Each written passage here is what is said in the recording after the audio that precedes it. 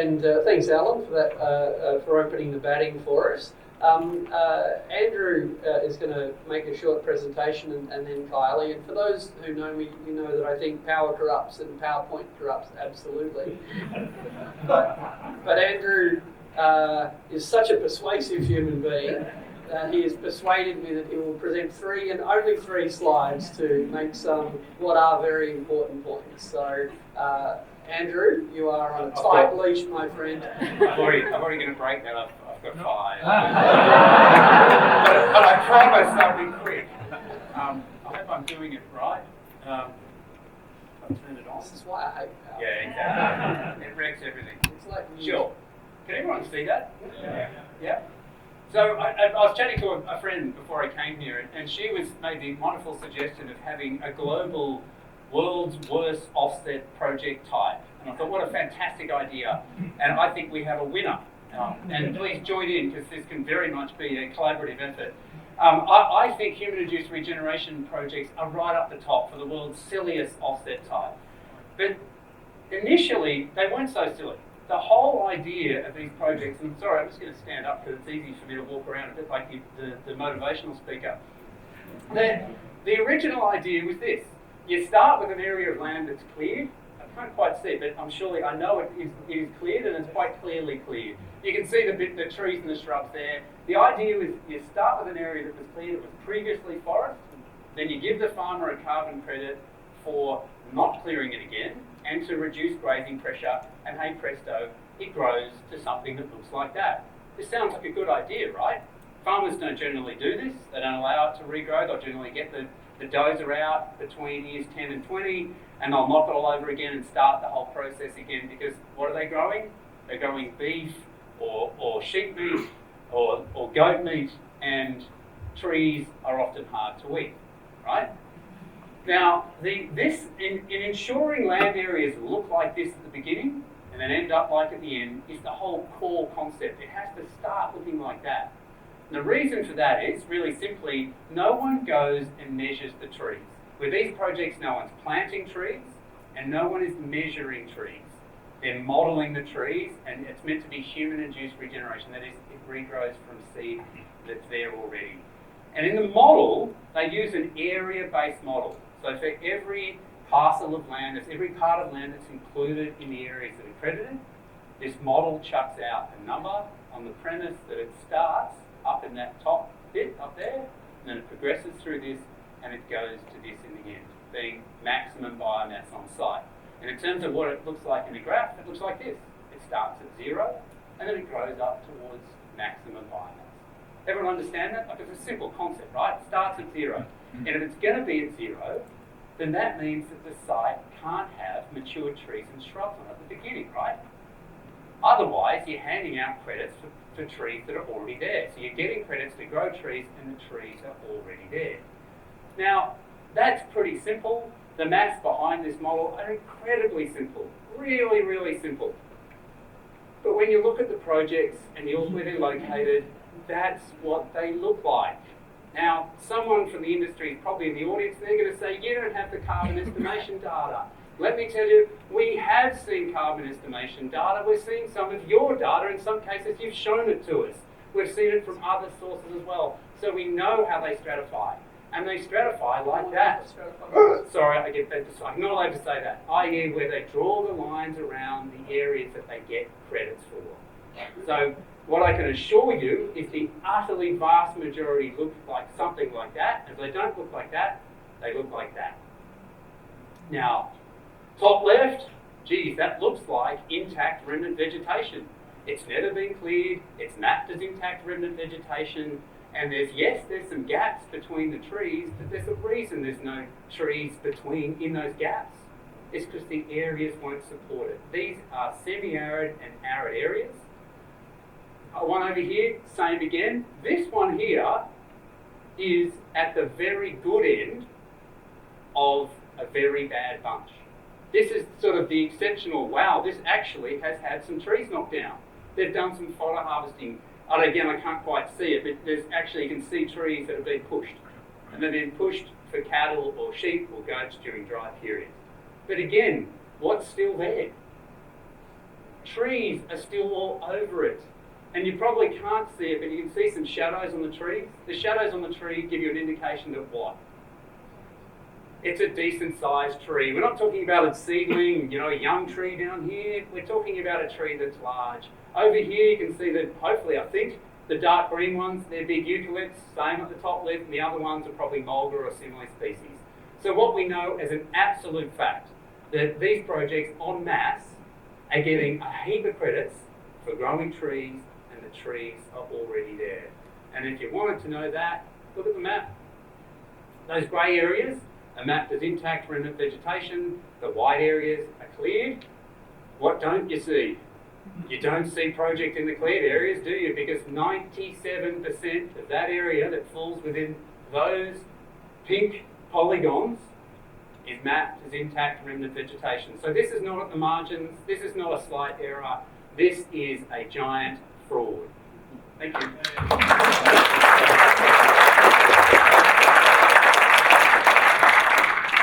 All right, that was good use of PowerPoint. Kylie, would you like to tell us about the perspective that people investing either in carbon credits or people investing in other companies that are relying on carbon credits, like what does all this mean for people out there that are trying to invest money? Great, thanks very much, Richard, and a delight to be here. It's great to be able to bring a little bit about the investor's perspective to the conversation today. I'm just going to give you a little bit of brief background about what we do and why I sort of suppose I have the right to be here. I don't actually feel as though I have the expertise that possibly Professor Fels and Andrew bring to the room today, but we know a lot about investment. So Australian Impact Investments, we are an asset consultant and we provide specialist advice to investors which are looking to mobilise capital to drive both positive social and environmental impact alongside generating financial returns. Our clients include our founding shareholder, which is Epinvest, along with some of the wealth advisors, so LGT Crestone, Coda Capital, together with working with a number of the charitable trusts and foundations, family offices and institutional investors in the country. Since our founding, our clients have mobilised $300 million to 68 investments, so still a relatively small number, but we've chosen those from a pipeline of over 700 opportunities, so we've seen a lot come across our desk. And these investments are driving a whole range of different positive impacts, one of which is decarbonisation. But we also look at things like disability housing, social housing, mental health, homelessness as well. We also help our clients to navigate what's been an ever-increasing universe of responsible investment funds. We investing in listed equities and fixed incomes. We've heard today Senator Hanson, the comments about looking behind the label, and that's what we do with these funds. We're there to actually look behind the label for our clients to really identify where those best practice funds are and best practice managers. So impact is all we do, and it's all we've actually ever done. Yet when we do it, we are also combining it with consideration of both financial risk and return. Okay. Our goal is to enable our clients to be able to create an investment portfolio that sits on a three-dimensional efficient frontier. We want our clients to be able to optimise for risk, return, and for impact. And so like our clients, who have been deploying more and more capital to impact over a period of time, we've seen the same growth in the responsible investment market here in Australia and internationally. In Australia at the end of 2021, it was about 1.5 trillion, representing 40% of investments professionally managed in the country.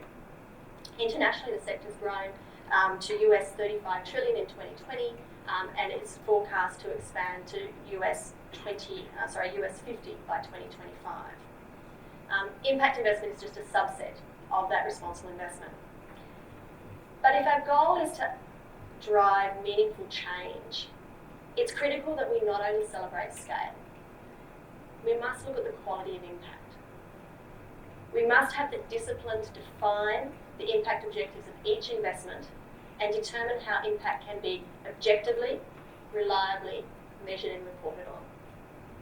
We must also look beyond the impact of just a single investment and look to the impact of a total portfolio. For if we are to optimise for meaningful change, it's no sense having one investment in a portfolio that drives great impact yet having the rest of the portfolio give no consideration to impact. Because every investment that we make, every commercial decision that we make, in fact, purchasing decision that we make, has impact. It's either positive, negative, or neutral. So if we're to drive a genuine reduction in emissions, is the change that we're looking for. And arguably, sitting today, it's the single most important change that we need to be driving towards. And investors around the world are seeking to do that, regardless of whether they identify as an impact investor or not. We're looking for opportunities that are risk-adjusted returns, that are driving reduced emissions. Okay? So think about investments in renewable infrastructure, clean transportation, smart energy, efficient buildings, water or agricultural efficiency. So nearly 3/4 of the investments that we've supported our clients with over the years have been environmentally themed, and with most of these targeting carbon emission reduction. The opportunity of carbon credit investment first came across our desk in 2018. And since that time, our team's seen 14 funds which are presenting various investment strategies around carbon credits, 8 of these in the last 13 months alone. We're seeing this incredible ramp up as the conversation on carbon credits increased. Yet while we all recognise that the removal of carbon from the atmosphere is absolutely essential to reach the requirements of the Paris Agreement, investing in a carbon credit is far from straightforward. It requires comprehensive due diligence on both the source and the use of the carbon credit to ascertain whether the two sides of the transaction, when they come together, will actually work to truly reduce carbon emissions. And not just any emissions, but those emissions that are unavoidable or are of a transitional nature as the entities take time to decarbonise their organisation. So I look forward to unpacking some of these with Richard. I know he's got lots of tricky questions for me, and continuing on what do investors look for. Oh, thanks, Kylie. And I guess for me, like all three of your presentations touch on the theme that Polly raised at me today, and that is whose responsibility is it to get to the bottom of this stuff? Where is the onus? Where is the burden? And I guess, Andrew, I just sort of want to start with you. Stephen Long was speaking before. Stephen, working on behalf of the ABC, flew to Papua New Guinea and went to 3 sites. I understand that Ian Chubb didn't actually audit any sites. How come Professor Chubb didn't see in the data what you just showed us? Yeah, it's a funny question, Richard. I mean, it's so obvious, and I've been scratching it. I mean, he came out and publicly said that a high proportion of projects are on track to achieve their intended outcomes. He said a substantial proportion of projects are on track to achieve what they were meant to achieve, yet the report says they didn't analyse any individual projects. They didn't look at any individual projects. And maybe it's because access to that sort of data is hard to find. You do need a computer and internet access, and that can be hard to come across. But, so I'm not entirely sure, because you can literally look, you can take the data from data.gov.au, anyone can type it in now, type in ERF, Area-Based Offset Project, you can download the data, and then you can lay it up on Google Earth or any other platform, GIS platform, and you can see just exactly that. And in fact, you don't even need that. They actually have an auto map on the site. You can go and see that it's almost all of it is intact rendered vegetation. So that's a long answer to this sort of thing. I have no idea, and I've got no idea how you write we didn't look at a single project, yet a high proportion of them are on track to achieve what we meant to achieve. So, Allan, in terms of consumer law, where does the burden of proof usually lie? Well, in the narrow sense of a case, the burden is on the regulator, the ACCC, but they have got the power to require substantiation. Claims have to be substantiated. That helps quite a lot. On your fundamental question, I mean, the government's responsible for all this, but I've been talking about some safeguards that could be set up against the government. Again, that requires support from the government.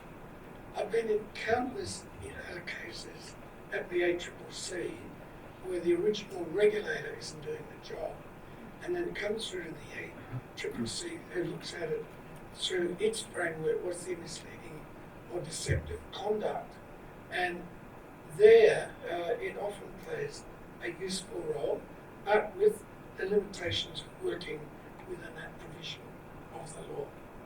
So, Kylie, you talked about due diligence, and some people in here will know what you mean by that, others won't. But broadly, the process is, well, why don't you explain to us what doing due diligence, from your point of view, on a project looks like?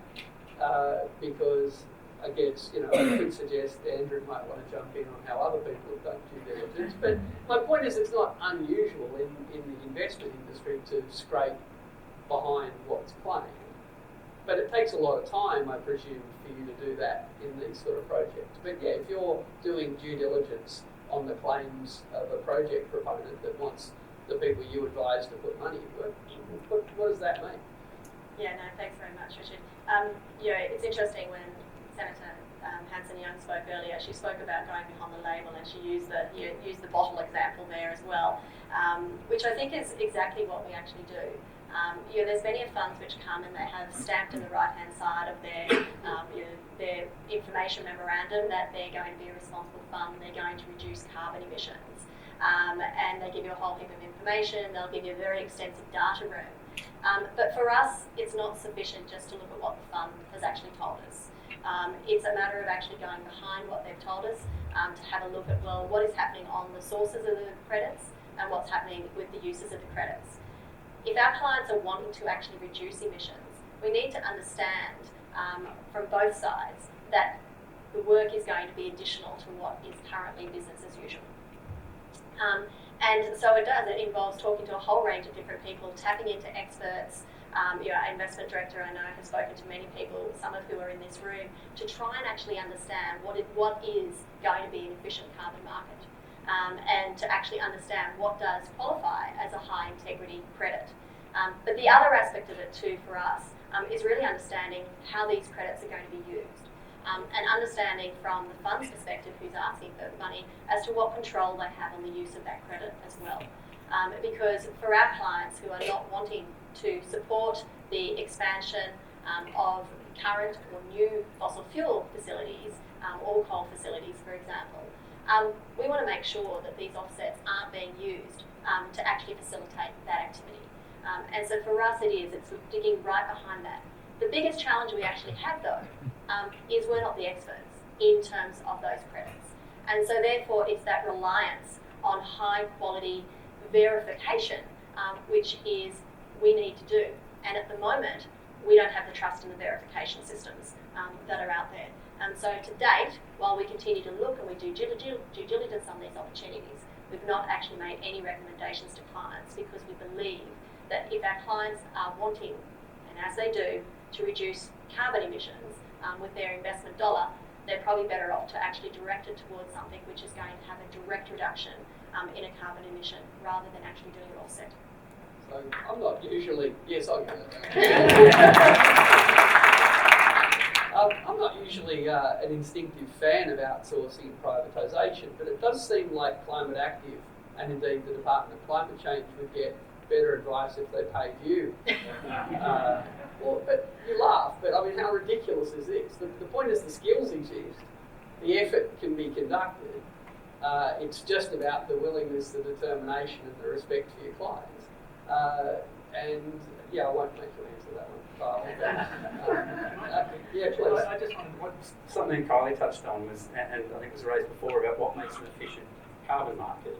I'll tell you what doesn't make an efficient carbon market is where people like Kylie are forced to expend a lot of money on due diligence because they don't trust the system.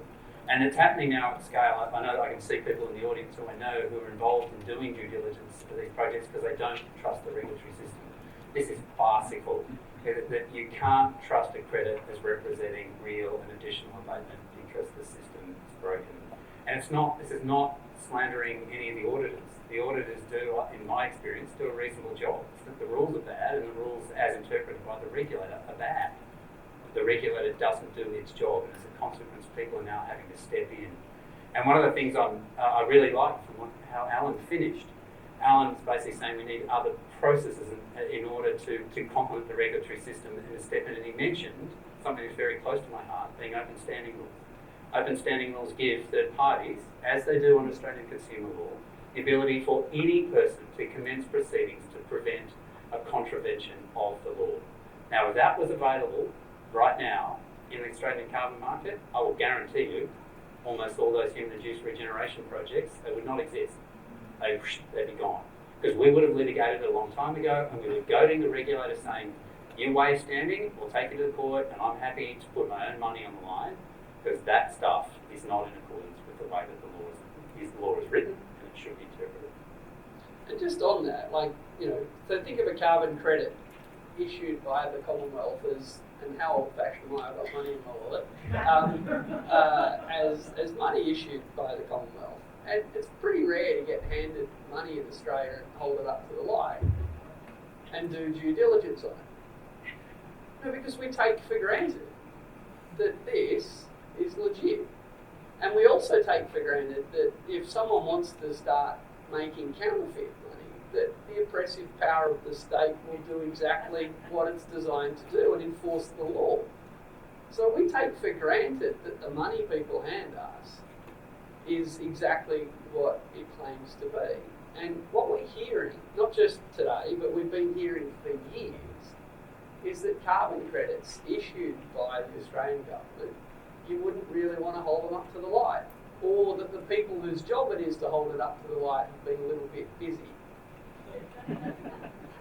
So if we were to have, as was said, faith in a market for these, well, when I walk into a shop and I purchase something, I expect it will work. And if it doesn't work, I expect that it will be fixed or replaced. And I expect if it's not fixed or replaced, the ACCC or someone will step in. That's how a market works. Not with nudges and winks and everyone knowing it's fraud, with consequences for anyone that steps outside. And this idea that we are now responsible to hold the carbon credits up to the light, people at the Australia Institute, people at a university, people working in finance, is an abject failure of our understanding of the role of regulation and how a functioning market works. We've put all the costs onto others, which I'll try and turn into a question for Allan now. Allan, what do you think of my point? Let me examine that I'll give you 100. No, I think that's right. It's basic to the integrity of the policies we're following about reducing carbon emissions. And I think we heard this morning, didn't we, that the original idea of offsets was they were a bit of a last resort when nothing else could be done. And now they're just a standard operating device to get around re-election. Well, on that, Kylie, a lot of the people expecting to make a lot of money out of carbon credit projects are literally betting that the demand for carbon credits will be strong for a long time to come. And they're betting that because the demand for this will be strong, the price will go up and the profits will be high. So to be clear, that means they're betting we're not decarbonising. And they're betting that we're failing. They're betting that industrial pollution will be rising, not falling. So when you're doing due diligence on the potential returns of a carbon credit project, what sort of assumptions are the proponents making about the demand for carbon credits? It's really interesting, and so one of the biggest things I suppose we're looking at when we're looking at the sort of the intentionality and additionality, and I suppose the drive behind managers who are creating product around carbon credits, is to actually look at what their forecasts on the demand curve are. Because if their forecast on the demand curve is that this demand is going to constantly go up and the price is going to go up, you can pretty much be assured that they don't have much intentionality about decarbonisation of the economy. And so for us, it is about having reasonable price curves, because that to us demonstrates then that there is a real intention about how they're going to be sourcing carbon credits, where they're going to be using them, to be reflective of what we actually want to be doing, which is this genuine carbon abatement or emission reduction.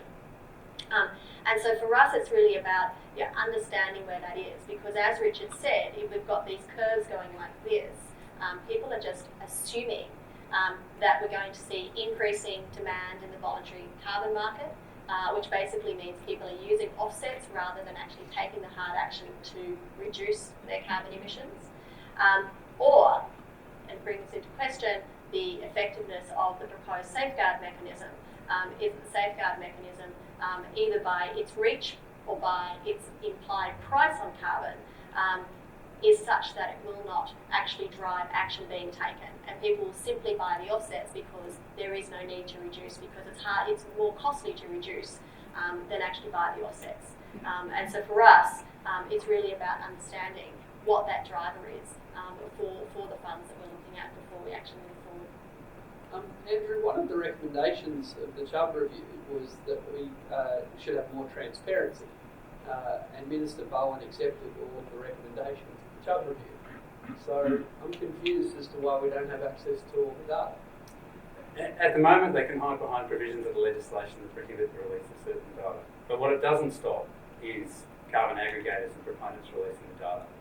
So if anybody wants to stand up and say that their projects are legit, their projects are fine, then my response is, great, release all your carbon estimation areas, give us all your offset reports, give us all your audit reports, and then I will shut up.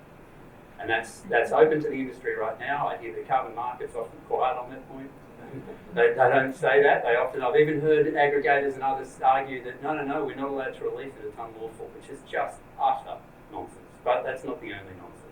I mean, even just that, what I showed you in terms of the model, they're still arguing that that model is able to account for the existence of mature trees and shrubs, which is just scientific, utter nonsense. Yet we keep hearing it time and time and time again.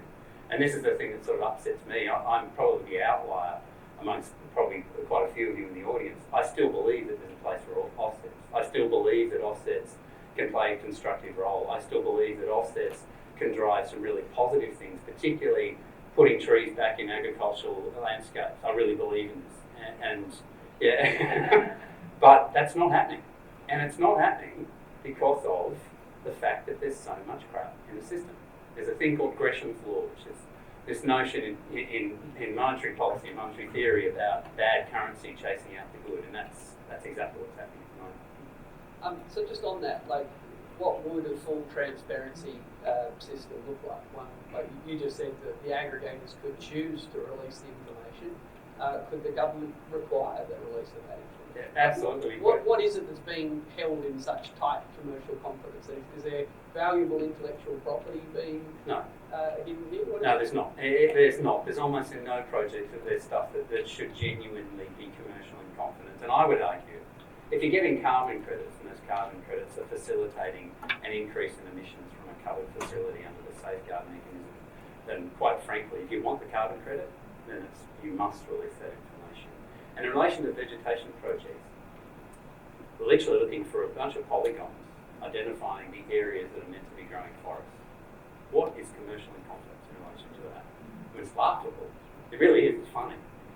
So just put it out there. At the moment, it's literally that legal prohibition. Fine, change it. But again, for the carbon aggregators, they're free to do it right now. Thank you. We'll start taking some questions in a minute, and I'm just going to stress the word question there. There will be questions. Questions will be greatly appreciated, and otherwise I'll be happy at you. Allan, are there any parallels for this? Have we played this game before? Have we cleaned up a problem like this? I mean, the consequences seem dire, but surely we have regulatory problems like this. Well, an example is early, quote, greenwashing claims about products being environmentally friendly. Now, that's been going on for about 20 years. And I would say the law enforcement by the actuaries had some effect. It's had a considerable effect.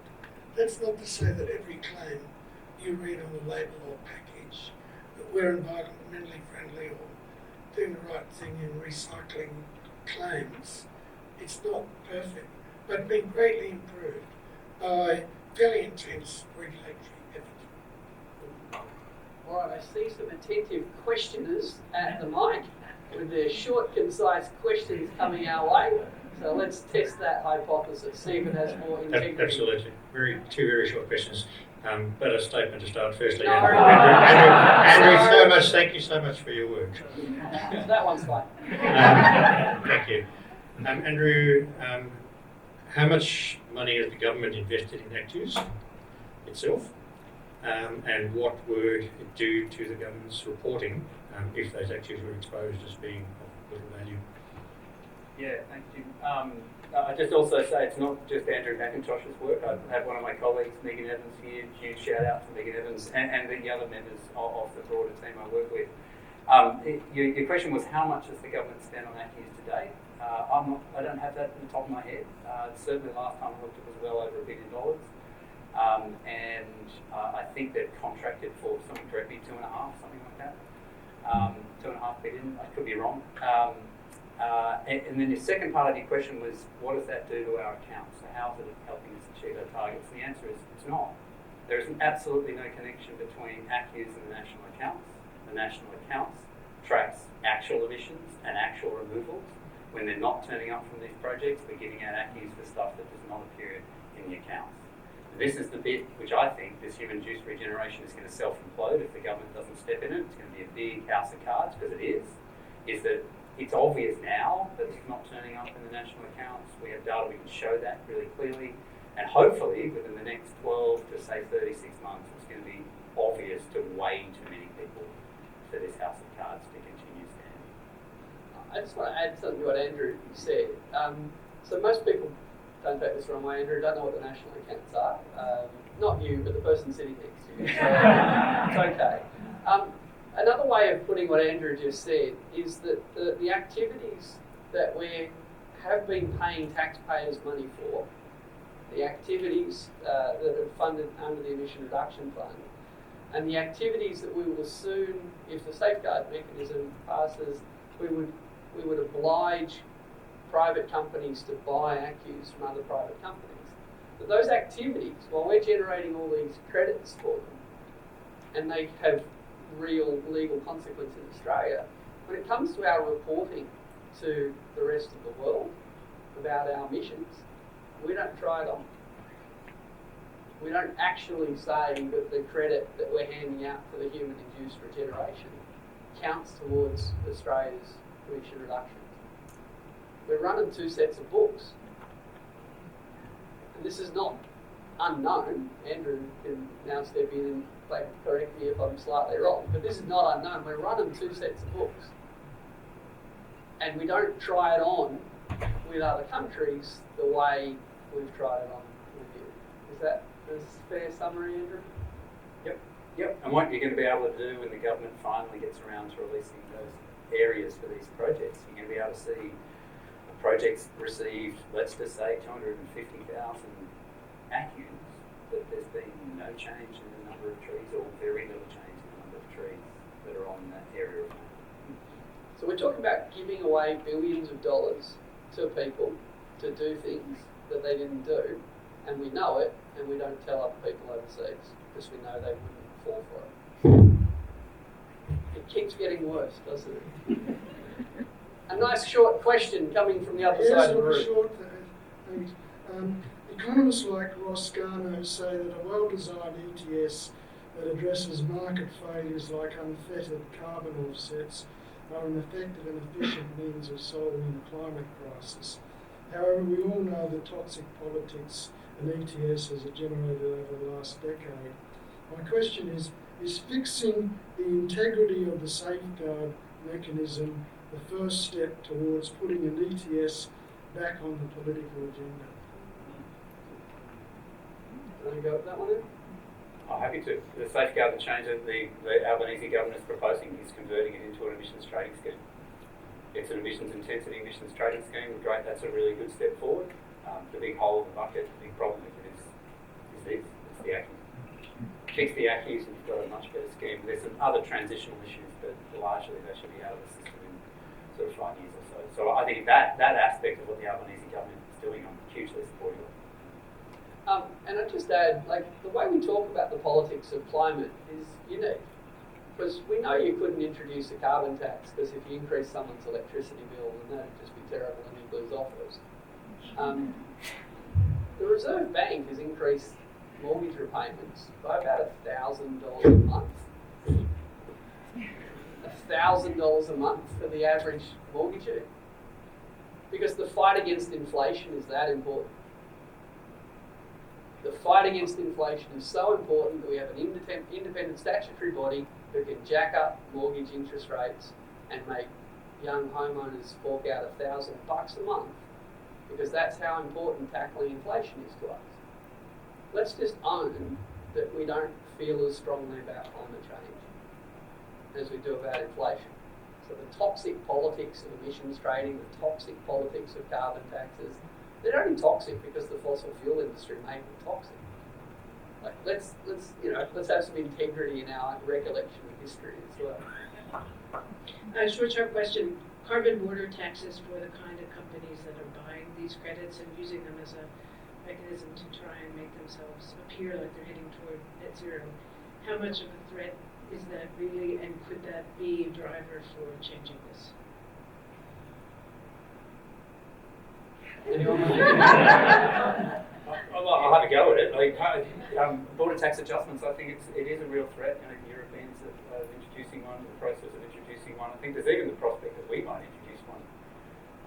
And I think it would be a welcome initiative. I think we need those sorts of things to prompt countries to ensure that their policies stay up. I mean, the only thing I'd add to that is if we keep this sort of ACCU racket going, I reckon the Europeans might look a little harder at the sorts of claims that the system is doing what it's doing.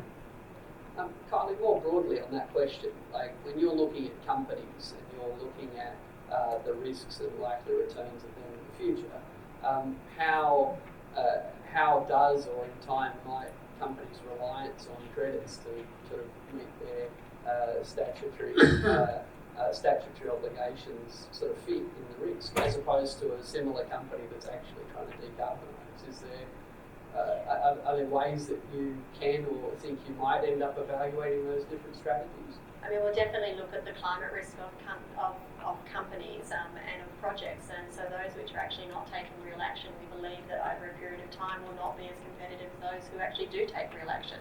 So from a financial perspective, that climate risk that they continue to hold from not actually taking action to us is detrimental to their financial outlook. Hi, Sabrina here. I'm an ecological economist at CSIRO, a so-called social entrepreneur. My question is, isn't impact investment just another greenwashing mechanism? Because, even with lower return, different time frame, if, we're expecting to create these returns, we know that, growing capital for growth's sake means expanding the economy, expanding production, expanding consumption, which means companies are going to be forced to externalize social and ecological costs. 51 years ago, we had the publication Limits to Growth. Studies show the impacts and limit of late-stage capitalism. And would it be better to be here today talking about, a new economic system rather than repacking capitalism?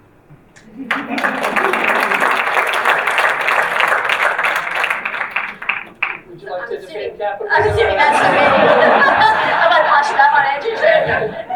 Allan's drinking his water.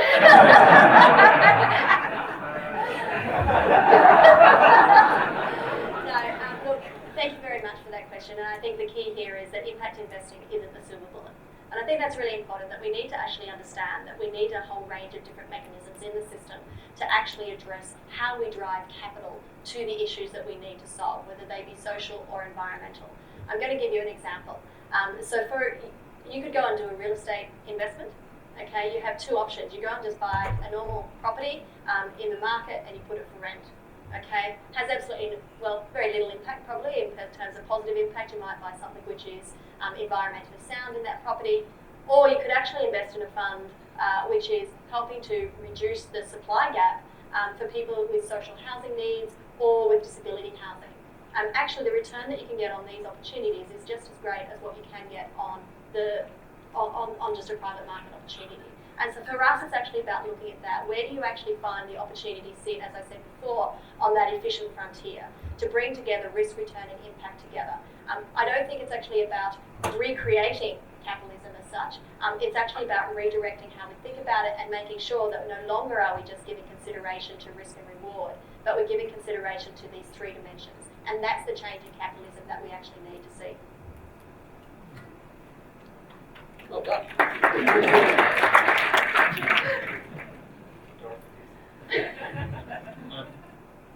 Hi, my question is about blue carbon.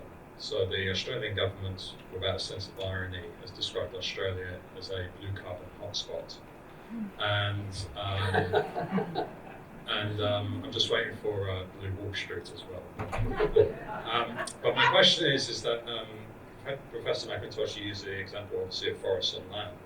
But I'm just wondering, are there any issues around blue carbon that are peculiar to it that we should be aware of when we're thinking about integrity that would differentiate it from other sources of potential offsets or carbon emissions? Yeah, sure. I mean, for those who don't know, when people refer to blue carbon, they're generally referring to restoration of mangroves in most cases, and that's a great thing.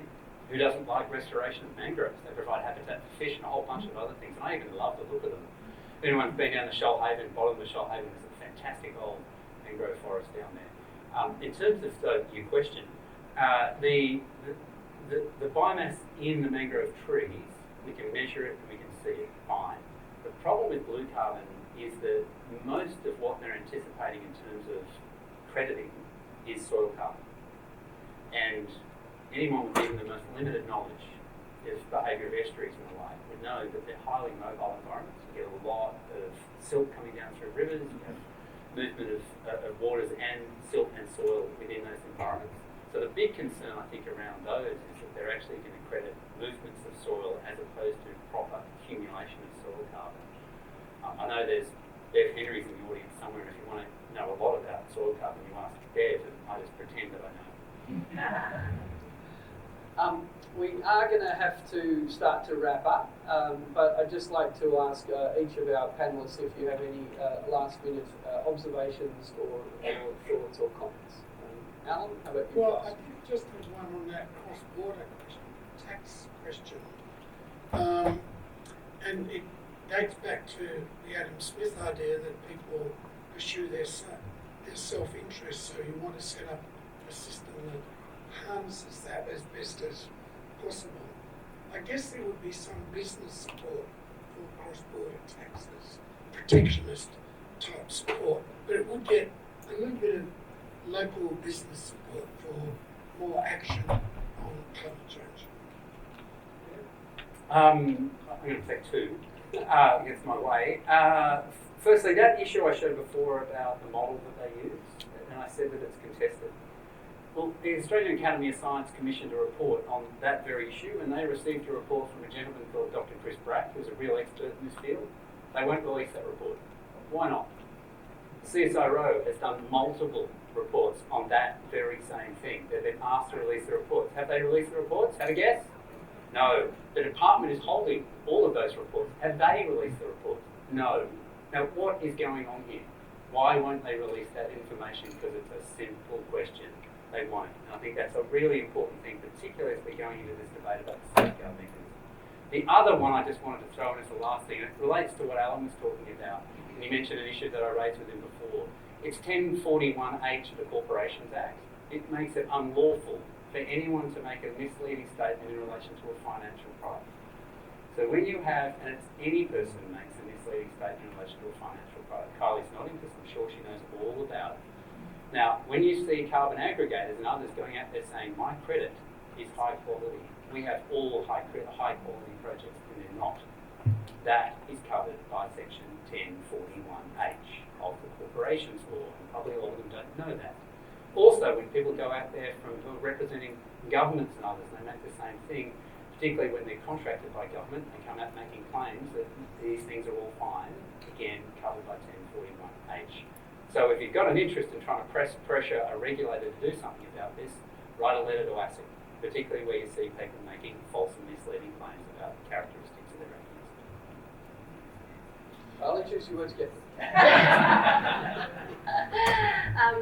So I think, I want to just bring it back to some real basics here in terms of, if you're actually going to be investing in carbon markets or in the carbon credit market, you need to look, or investing in anything actually, to be quite honest with you, you need to look behind the label and actually understand what the claims are being made in terms of the impact being made. It's absolutely critical, and I'm just going to give you one example. We often have funds, major fund managers, global fund managers, managing billions of dollars coming to us and saying, oh, please invest in our product. Here's our new impact product. And this impact product has, might have a number of thematics, but it will always really have some level of sustainability or environmental thematic about it. Yet over here in the other side of their business actually is a business which is still investing in fossil fuels, whether it be expansion or new facilities and new production. For us, you need to actually be thinking about what are you investing in terms of what the product is doing and what is the intentionality of the firm and the manager under who is actually got the control of that product over a period of time.